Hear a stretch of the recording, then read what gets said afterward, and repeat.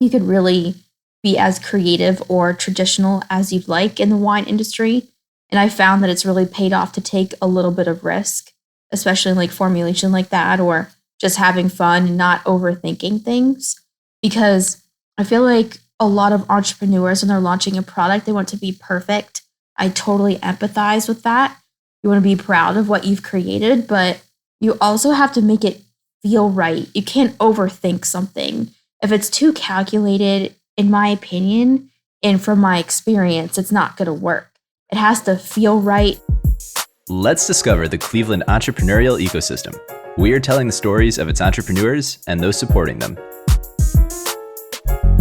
Welcome to the Lay of the Land podcast, where we are exploring what people are building in Cleveland. I'm your resident cartographer here, Jeffrey Stern, and today we're exploring one of my favorite personal topics, the world of wine and the making of it.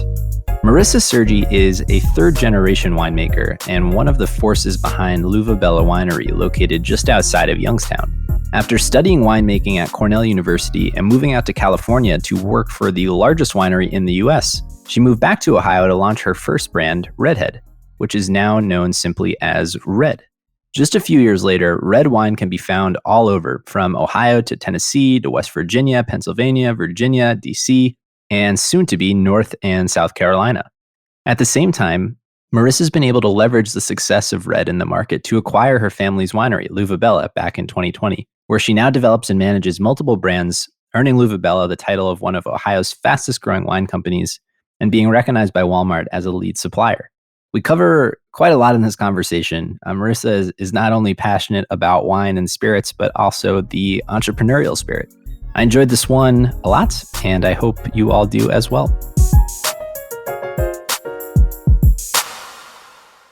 Everyone's journey and relationship with wine is different, I have found, but I am definitely of the belief that wine enhances life, like full stop. But it's really one of those things where everyone's perspective and tastes are their own. And I'd love to start really just by exploring your history with wine. You know, where does that interest in wine come from? Honestly, I have loved wine for as long as I could remember. My grandma has this funny classic story she likes to tell. One day when I was like 2 years old, she was watching me and she had placed me in this little playpen so she could do laundry and wash dishes. And maybe 20 minutes goes by, she checks on me and I'm gone. And she searched her entire house for me. And I'm 2, so where am I going to go, right? And after she couldn't find me, she started getting really worried. And she didn't think I would make it all the way down the basement steps. They were very creaky, very like old style basement, not finished by any means.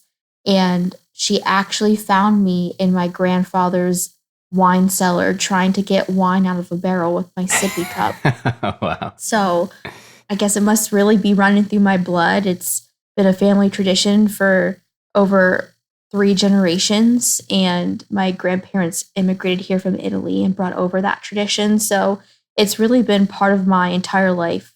My grandparents inviting people over and sharing wine with every meal, and my family is the same. So it's something that I always thought I was interested in and really liked, but I really refined my passion while studying winemaking at Cornell University. Was that interest to dive into the academic side of studying wine something, you know, growing up, being in a family that has this tradition in wine? Is that something that growing up that you knew you wanted to pursue, or was that just something that you kind of came into exploring different academic options? Definitely not. I mean, I had no idea that there was a major for winemaking. I didn't think you could actually do anything like that in a real career. And when I was a senior in high school, I had no idea what I wanted to do with my life. And after doing research, my mom and I discovered that there was a university called Cornell that offered winemaking. I actually didn't even know it was a Ivy League school. I had no clue. I mean, I come from a very small town. Only 53 kids graduated from my high school class. And you really, at least for me, I didn't think about going beyond the local state schools. I didn't even consider applying to universities in other states. It's just a mentality that a lot of people have in my small town, in my opinion. Maybe things have changed, but since I graduated in 2011, like 10 years ago. But it was great that I was able to, one, find a major that fit something I actually liked, and took me a few states away from Ohio so I could get a little more cultured and be part of a student body that's diverse. Cornell at the time had students representing over 90 countries in my class. And from my small town, it was very Catholic and white. So it was definitely a really great experience for me, not only studying and refining my love for wine, but being part of a more diverse group that's really helped shape who I am today. Yeah, absolutely. So you've discovered this path to professionally pursue, viniculture and enology, this program at Cornell.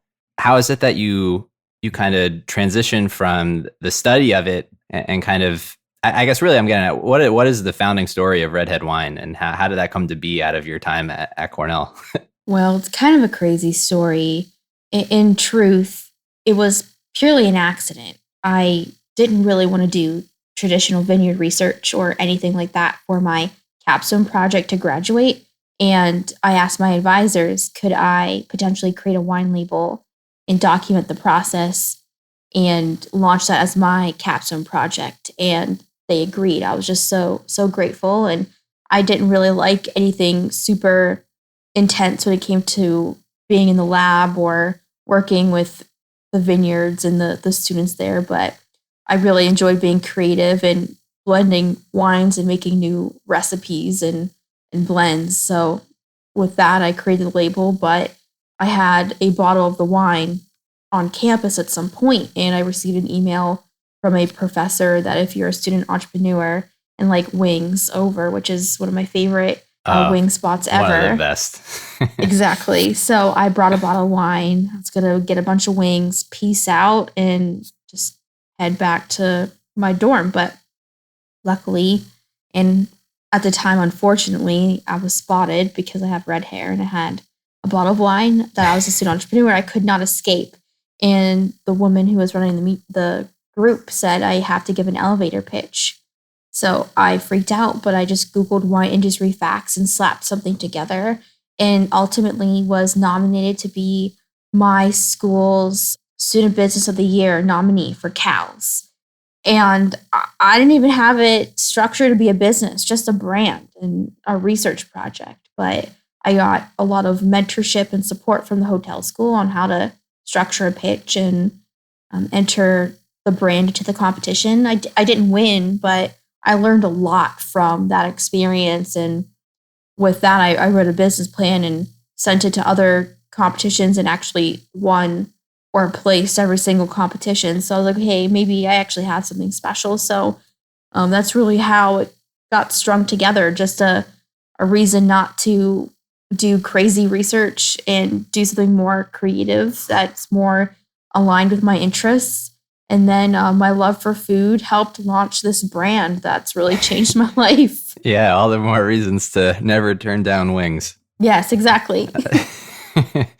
So I'm really curious about this because, wine is one of those esoteric topics, which is interesting, I think, given how like common and not academic it actually is in practice. But when you're approaching it from the business perspective and from the growing perspective, I feel like there's all these things that people don't really understand about the process. And I'd love if you could just give a bit of an overview of, what does it look like to actually put together wine and get it to a place where, you can actually even think about branding and how you market it. Sure. At least from my opinion and many other winemakers, great wine starts in the vineyard. So it's really important to source the best quality grapes you can from various places throughout maybe California, if you're making a California style wine, or even on the East Coast, we do purchase Concord and Niagara and Catawba varietals. So it's really important to have good partnerships regardless of what wine you're trying to make. But for me, it's definitely a great start to have those fantastic partnerships. But after you harvest and process the fruit and start fermenting and have a final drinkable product, doesn't always stop there. You're able to blend and make new, unique experiences on the palate by combining varietals that maybe aren't typically seen in the mass market. For example, my Red's Red Blend is a blend of Carmenere and Zinfandel, and that hasn't really been seen in the market. You see a lot of like Cab, Petite Syrah, or Merlot blends. And Carmenere is typically from South America, but it's grown in certain parts of California. So I thought maybe taking a common varietal like Zinfandel and switching it up with a Carmenere to help support some of the fruit and other flavors I wanted to bring out in the blend was something that I really wanted to do. So just kind of reverse engineering the whole process. You could really be as creative or traditional as you'd like in the wine industry. And I found that it's really paid off to take a little bit of risk, especially in like formulation like that, or just having fun and not overthinking things. Because I feel like a lot of entrepreneurs, when they're launching a product, they want to be perfect. I totally empathize with that. You want to be proud of what you've created, but you also have to make it feel right. You can't overthink something. If it's too calculated, in my opinion, and from my experience, it's not going to work. It has to feel right. It has to just make sense. It's this like gut feeling you have to have. And for me, it just all made sense. The blend and the label, because the blend is sweet and spicy, just like a redhead. And my trademark is, a face of a redheaded woman. So it just really played well with the brand. And there's a lot of opportunity to really engage with my consumers through those fun themes. Yeah, absolutely. I definitely want to do a deeper dive on brand and that specifically. But on the topic of, this being a business and industry that is been around literally thousands of years, steeped in real tradition and entrenched products and companies, you kind of touched on the creative process that you kind of go through as you're thinking about creating different flavors and experiences. But I'd love if you could expand upon how you think about innovation in the wine industry, given that it is such a historical and has such tradition kind of baked into it. Yeah, at least from my perspective and what I'm doing right now at my company, we're really trying to innovate by making brands a little more approachable. Mm-hmm. Yes, you can make unique blends and flavors and maybe make a traditional varietal a little sweeter or more dry, just depending on what you're trying to achieve. But for me, I feel branding is where you could really innovate in a very crowded space, because there are a lot of traditional thinking large conglomerates out there that have been in business for many decades and kind of have their breadwinner brands and just acquire other successful brands to grow their portfolio, or ways to create values, just having your own small boutique brand that really uses great quality fruit and is very small and exclusive, so you could charge more per bottle and still do very well from a business perspective. But for me, I'm trying to innovate with a branding narrative that really targets the mass audience to feel comfortable and that our wines are approachable. And there are a lot of labels out there that, in my opinion, are very bland, very boring, or very overdone. And we're really working right now at the winery Luvabella on creating brands that really speak to, like I said, a large audience, but also really plays into just the modern day society too, where it's not safe, yet it's still fun and something that anyone could appreciate, but still interpret in their own way. We're working on this right now. We're rebranding 2 wines, and we're actually launching one of the newer brands out in the market in a couple weeks, and then the new other brand called Passion in 2022 at some point. So I'm living and breathing this whole branding perspective. So that's why I'm kind of being a little in depth about the whole process. Yeah, no, totally. Walking into a wine store can be one of those entirely overwhelming experiences where you're just inundated with hundreds of options for every grape varietal that I've never even come across. And so you don't only have this like decision paralysis from, which kind of grapes, but which kind of brands of which kinds of grapes. And when you think about branding and positioning, Redhead Wines and Luvabella, which I actually want to get your perspective on and just set some context for the differences between both of those businesses and how you're involved with them. But just to stick on the differentiation component, because it really is this overwhelming experience going into a wine store. Yeah. And for us and for me, if you can't see it from over 4 to 6 feet away, it doesn't jump out at you. There isn't a differentiating quality that makes it really something that draws your eye and attention to. We didn't do our job right. And that's one of the most important things when you are a growing business. You might be new to a market. How are you going to get a consumer that is used to purchasing the same several types of wines to want to switch and try something new? It's almost like cereal. If you've been eating Frosted Flakes since you were 6 years old, you're most likely still eating and or enjoying Frosted Flakes. It's a habitual thing. So is wine when you get hooked on a certain brand or varietal that you really like. And sometimes you don't want to switch, or even a Chipotle order. I haven't changed my Chipotle order since high school. And I think a lot of people could relate to that very thing. It's very much to me the same thing. So how are you going to make something stand out and intrigue someone to just take that risk? Are they willing to spend and potentially not like the product?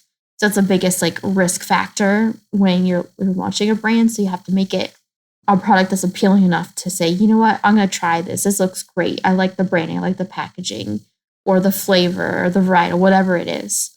We try to make it all appealing. So we have that chance to get that one opportunity to become a lifelong enjoyment for that customer. Sure. How do you de-risk that launching of a brand?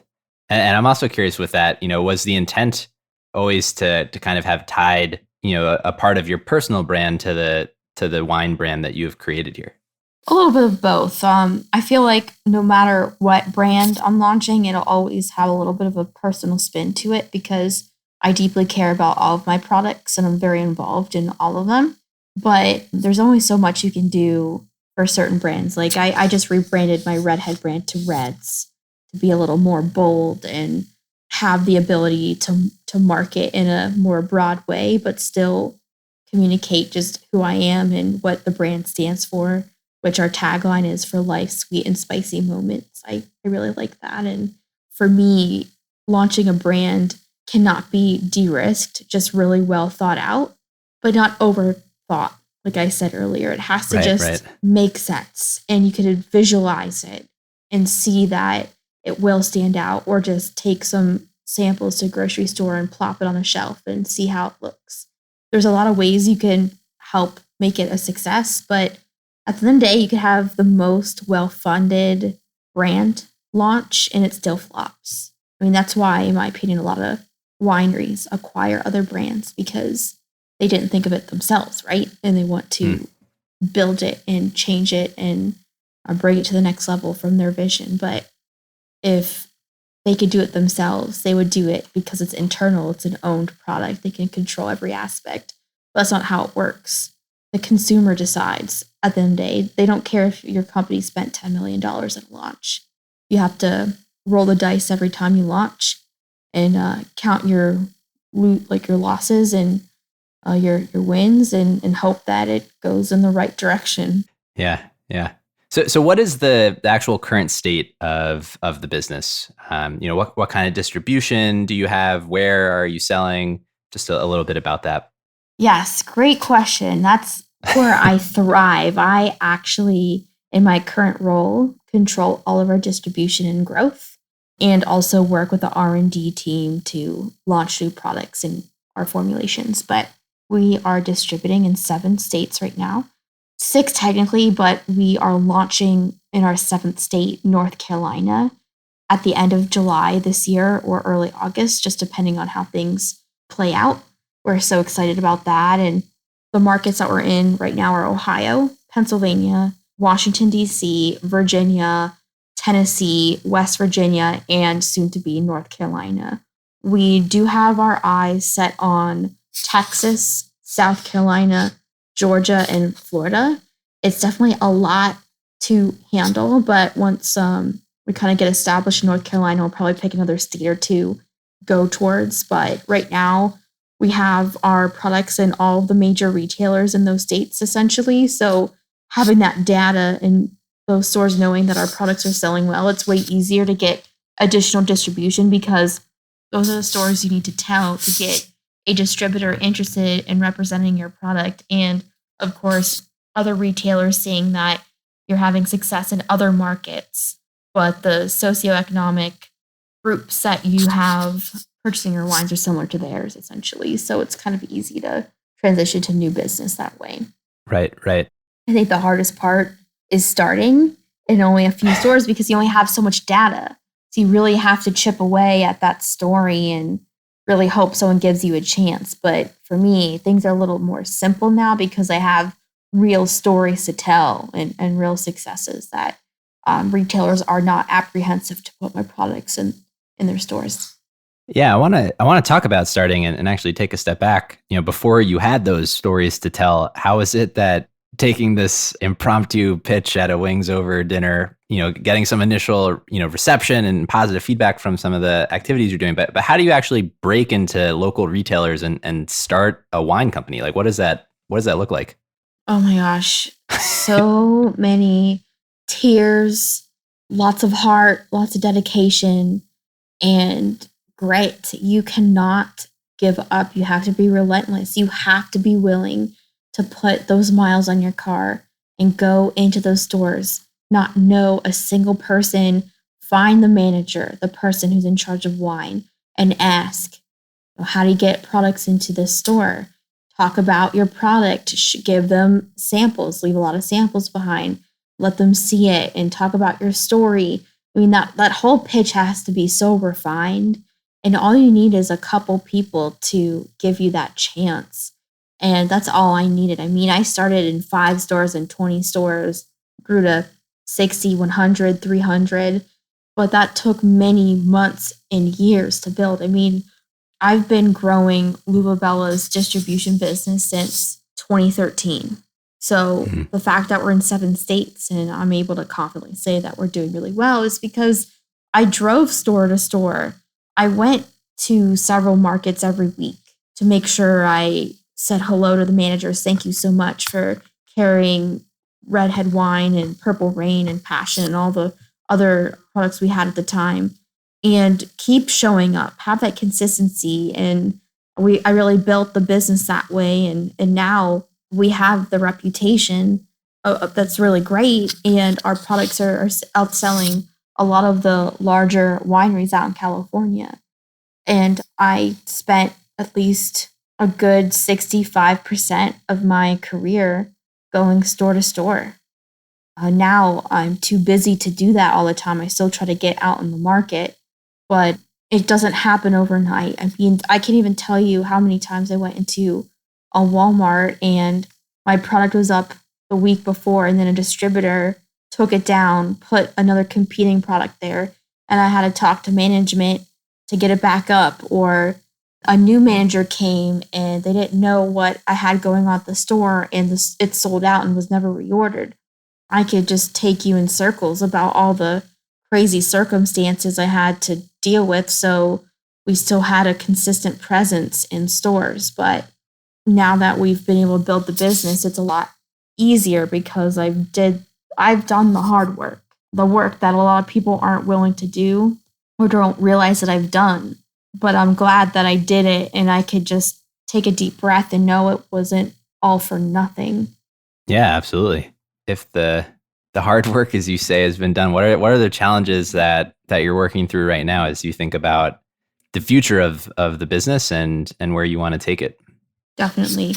And don't worry, the hard work isn't over yet, but that's like the grunt work, like the work that will make your head spin because of all the crazy things I had to do to make it work. But right now, some of our biggest challenges are the fact that we're growing so fast. We have to be very careful with how we balance our throughput, our supply, and the product flow into our distribution channels, and then in turn into our retailers, because you don't want to have out of stocks, especially with wines that my customers are used to having on a weekly, monthly, whatever their cadences basis.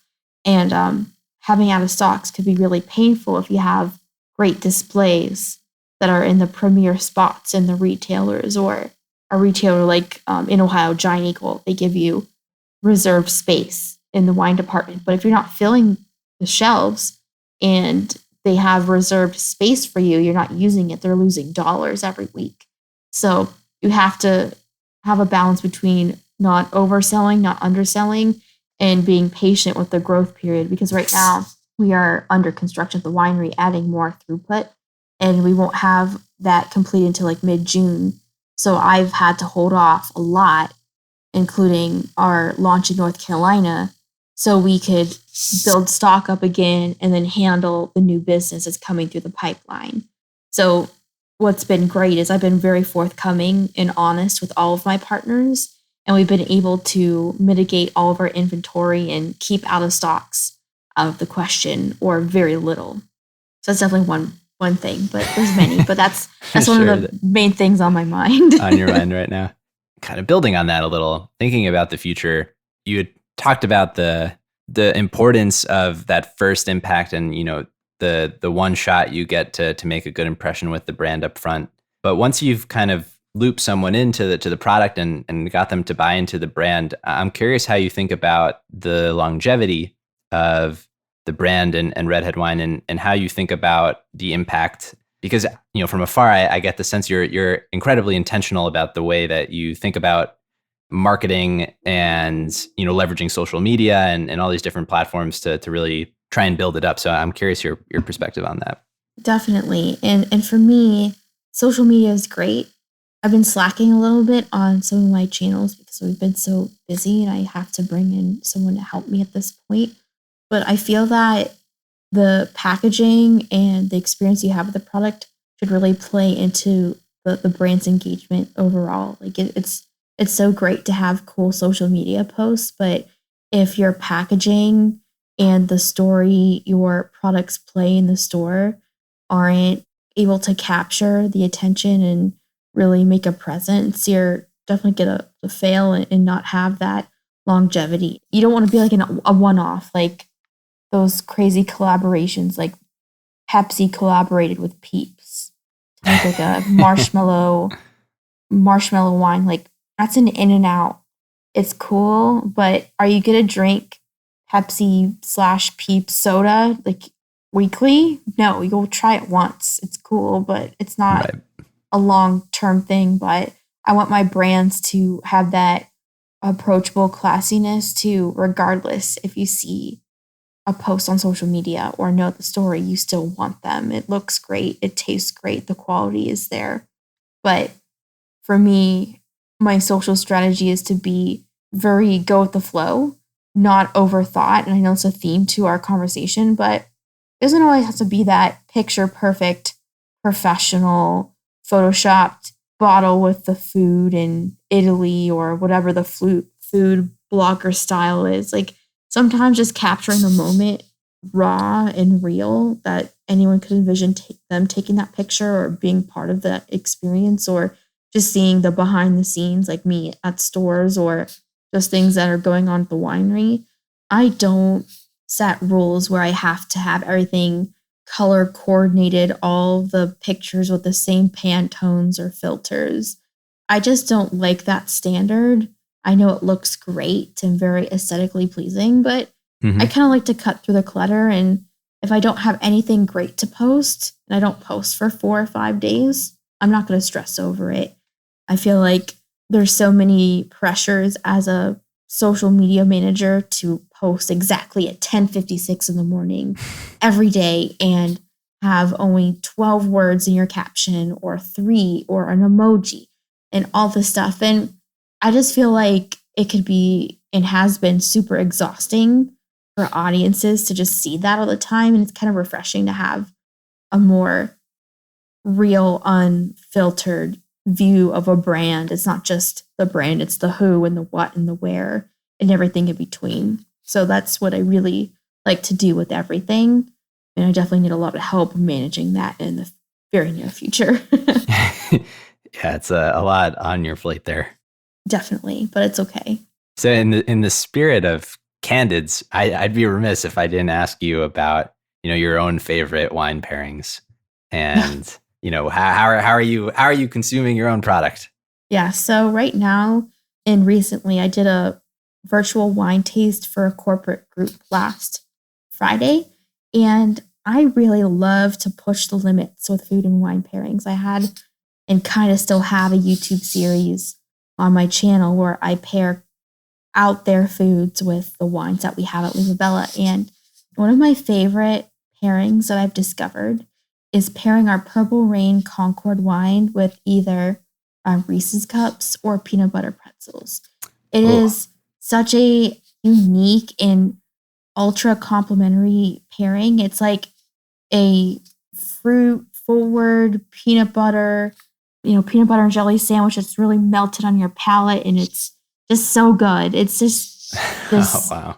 it's like you're eating a peanut butter jelly sandwich in such a unique way that you've never experienced before because it's a wine and a Right. peanut butter pretzel or a piece of chocolate. So that's something I really like right now. But my favorite classic pairing is my red blend with a piece of dark chocolate cake. I just feel like it's such a rewarding, indulgent thing to have on like a Friday evening after a long work week. Any chocolate really I love to pair with wine, but that's definitely my go-to. But I've even paired my wines with hot Cheetos, fried chicken, sweet tarts, Nice. pop rocks, crazy stuff. Because I just want people to feel that you could have wine with anything you're eating. You just got to find the right one.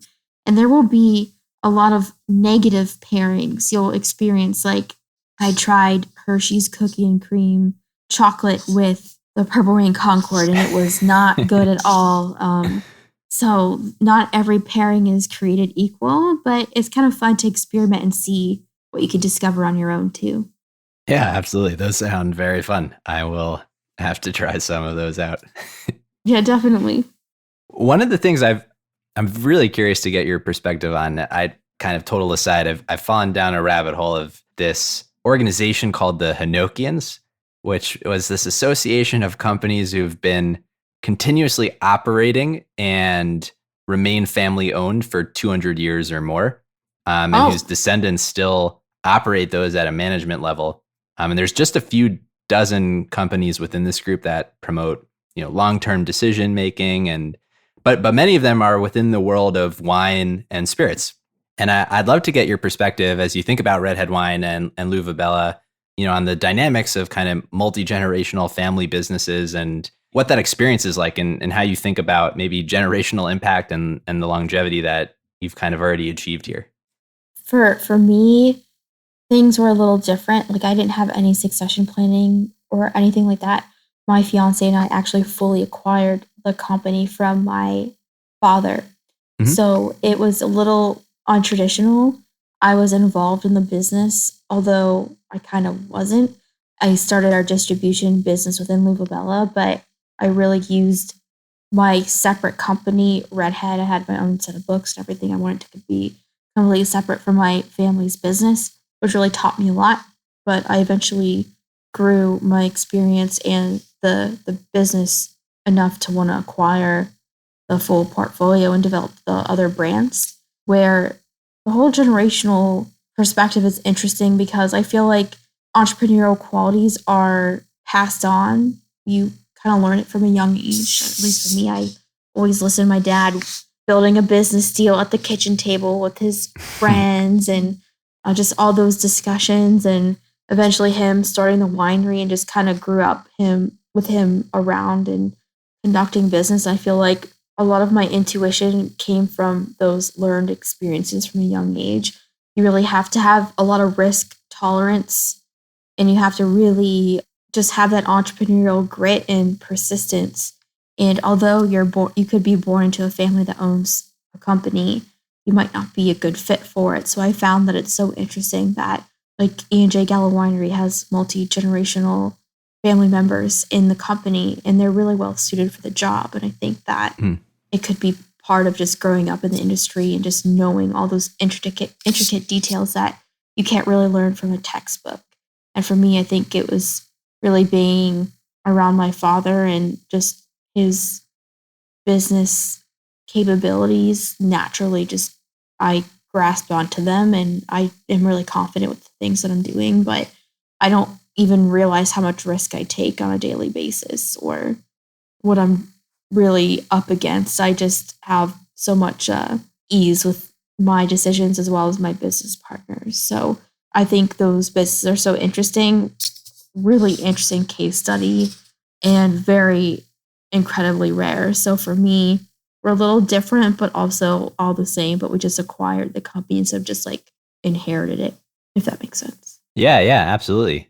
I'd love to understand, as you're growing your own business and thinking about, your paths for growth and going through that acquisition, are there separate mechanisms still at play here? Are you working on integrating the whole organization under one umbrella? What's kind of the more strategic outlook that you have for the business? Yeah, so I did consolidate Red Brands into Luvabella. So it's Luvabella is a parent company and has all the brands underneath it. So that was one of the first things I did. And right now I'm just working on growing Luvabella as a CPG company, not a regional winery. A lot of people think Luvabella is regional, but they don't realize that we're in 6 states, adding our seventh this year. And we don't really have any vision or indication that we're going to be slowing down anytime soon. And for me, that's what I really would like to do in my career is grow it into this large CPG company. And if I do have a family of my own, I think it would be great for them to be involved. But again, it just has to work. It has to make sense. True interest, not forced interest or interest that is expected.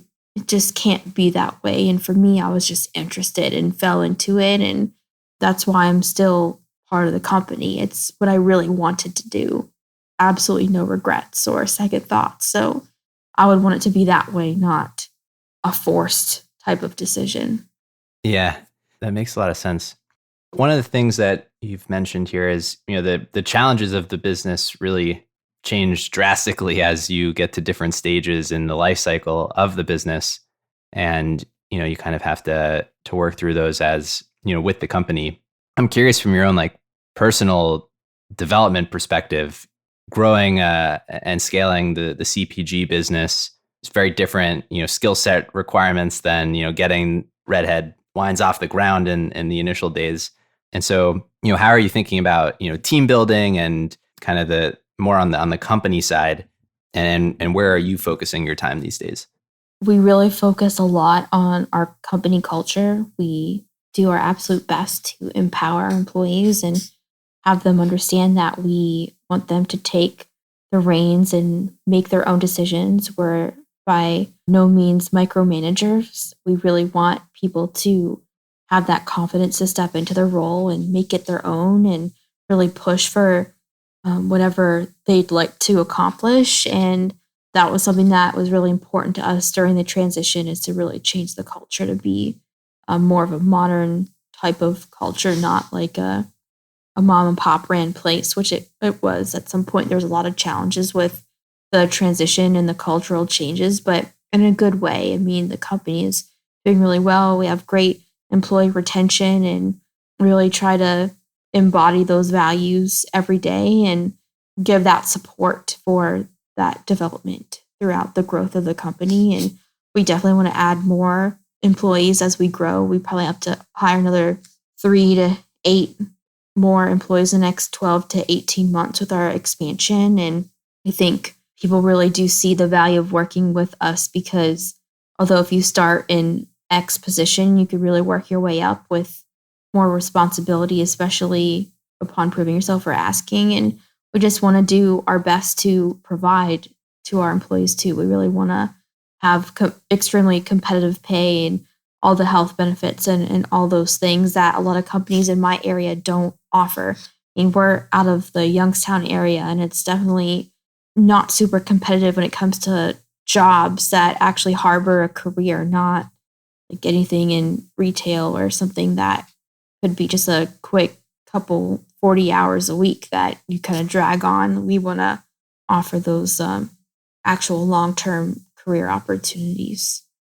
What have been the biggest lessons that you've learned from building and growing this business? You need to have incredible amounts of patience and understand that everyone communicates, interprets, and works in their own unique way. If it works for you, it does not always work for somebody else. And you have to really be ultra sensitive to your communication style or your management style or how you structure things. So it can work for a diverse group of people. Like I could speak one way to one employee because I know that's the way they interpret things, use certain key points, or just someone might have more my style. So I think having that capability to understand how to read the room or the individual is super important to have that success with building culture or trust or a confident employee or help them learn and grow. And definitely these experiences and others similar to what I just described have really helped me shape my just life and career and even just personal life. It really makes you ultra sensitive to a lot of things. And that's something that I really am happy to know that I have because it's really great to be considerate and understanding of all scenarios within work or outside of work. It really makes a difference. Oh, that's awesome. So one of the things that we do with every conversation we have here is ultimately try and paint a collective collage of not necessarily people's favorite things, but hidden gems in Cleveland and Cleveland adjacent. So I'd love to just hear about any hidden gems that you have. Definitely. I actually live in Tremont, so I travel to Youngstown on Tuesdays and then I leave to go back to Tremont on Thursday evening. So we stay in Youngstown 3 days a week, but we have 4 days in Cleveland. And for me, the hidden gems in Tremont and Cleveland for me are it's a new bakery on Scranton Road. It's called Leavened.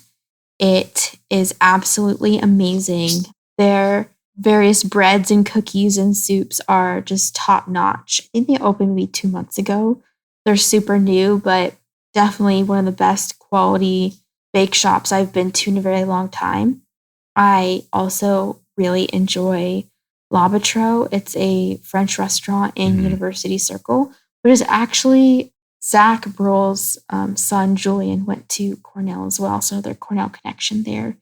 He also works there and is incredibly awesome and knows a ton of things about wine. So I always have him pick a really unique wine for us to try if we go to L'Abatro or their other restaurant in Tremont called Parallax. It's like an Asian fusion type of modern restaurant that we really like.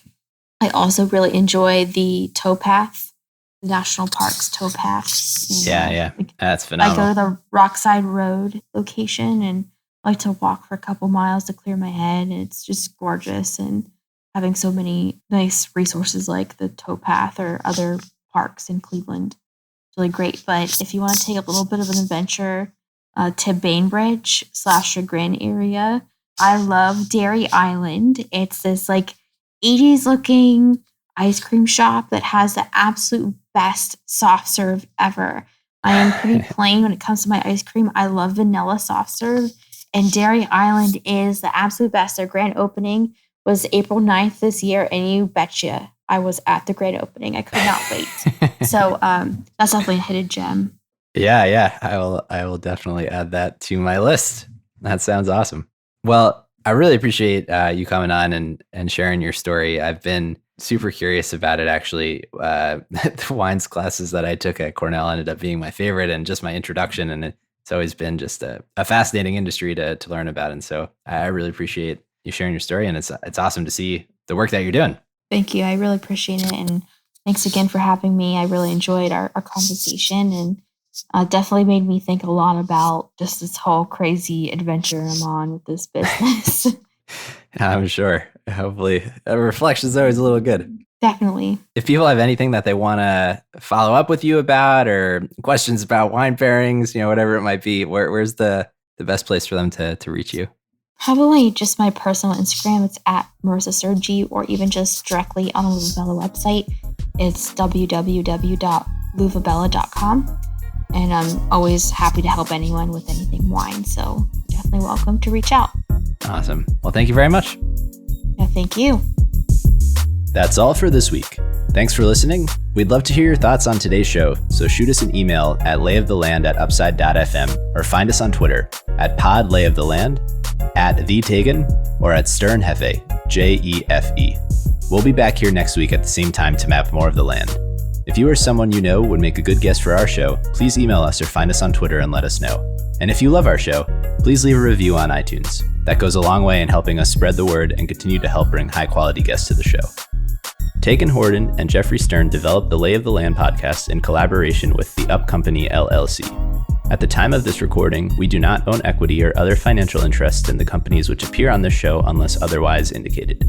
All opinions expressed by podcast participants are solely their own and do not reflect the opinions of Founders Get Funds and its affiliates, or Actual and its affiliates, or any entity which employs us. This podcast is for informational purposes only and should not be relied upon as a basis for investment decisions. We have not considered your specific financial situation, nor provided any investment advice on this show. Thanks for listening, and we'll talk to you next week.